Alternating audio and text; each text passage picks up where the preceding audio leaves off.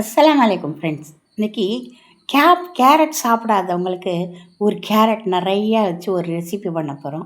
அது என்ன ரெசிபின்னா சட்னி தான்.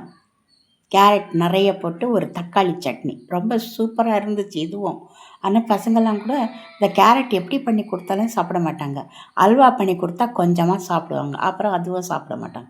சரி, இந்த கேரட்டை எப்படி தான் அவங்களுக்கு சேர்க்குறதுன்னு ஒரு எண்ணம். சரி, சட்னி பண்ணி பார்க்கலான்னு சட்னி பண்ணிவேன். இந்த சட்னி வந்து எல்லாத்துக்கும் நல்லா பிடிச்சிருச்சு. எல்லோரும் நல்லா ஊற்றி ஊற்றி சாப்பிட்டாங்க. வாங்க இப்போ அந்த சட்னியை எப்படி பண்ணலான்னு பார்க்கலாம். ரொம்ப நல்லா டேஸ்ட்டாக தான் இருக்கும். இது வந்து கடைசியில் ஒரு பொருள் இதில் சேர்த்துருக்கேன், அது சேர்த்தா தான் அந்த டேஸ்ட் வரும். அது என்னான்னு நீங்கள் பார்த்துக்கோங்க. இப்போ ஒரு குக்கர் வச்சுருக்கேன்.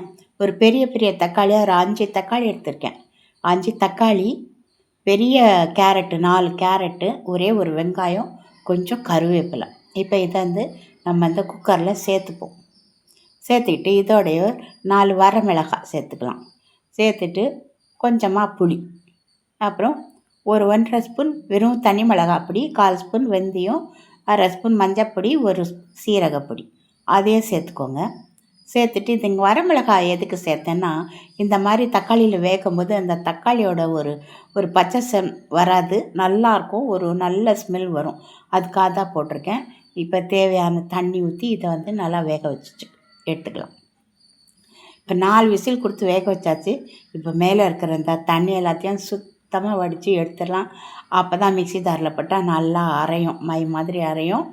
எந்த திப்பியும் இருக்காது, அந்த கேரட்டோட துகள்களெல்லாம் தெரியாது, நல்லா இருக்கும்.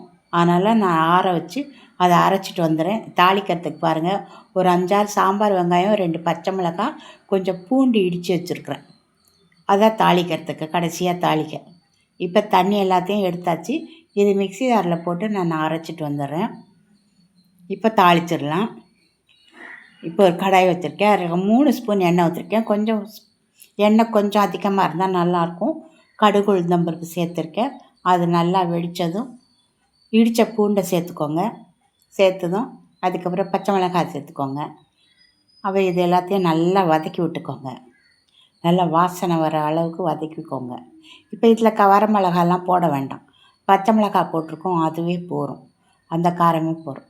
இப்போ சாம்பார் வெங்காயம் இருக்கு இல்லையா, அதையும் போட்டுக்கலாம்.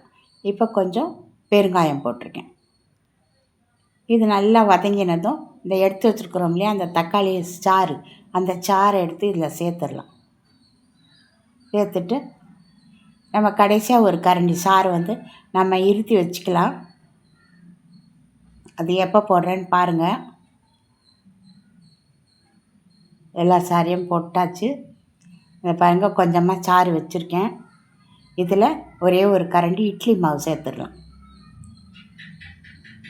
அவ்வளோ கெட்டியாக இருக்கும், அவ்வளோ டேஸ்ட்டாக இருக்கும், ரொம்ப ரொம்ப நல்லாயிருக்கும். இப்போ இது நல்லா கொதிக்குது. இப்போ அரைச்சி வச்சுருக்கோம்னா தக்காளி விழுது, அதை இதில் சேர்த்துக்கலாம். சேர்த்து நல்லா கலந்து விட்டுக்கோங்க. இந்த மிக்ஸி ஜார் அலும்பி கொஞ்சம் தண்ணியும் அதில் சேர்த்துடலாம்.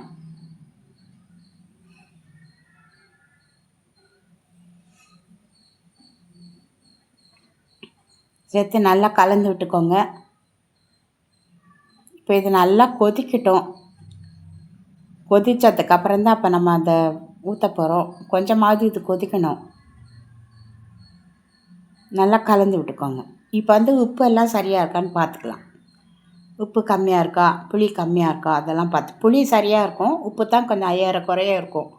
இப்போ நம்ம கரைச்சி வச்சுருக்கோம் இந்த மாவு கரைச்சல், அந்த மாவு கரைச்சலை போட்டுக்கலாம்.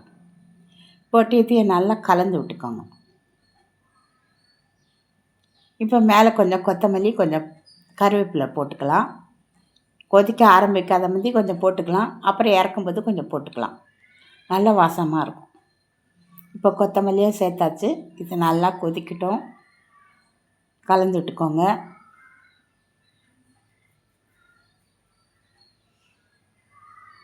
இப்படி இருக்குது பாருங்கள், நல்ல கொழன்னு ரொம்ப நல்லா இருந்துச்சு இந்த சட்னி. குழந்தைங்களுக்கு தெரியவே இல்லை இதில் கேரட் இருந்ததுன்னு.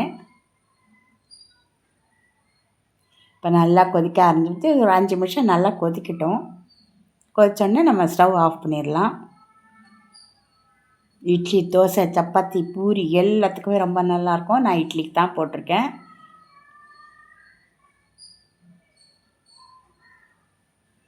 நல்ல பூவாக ஒரு இட்லி வந்தது.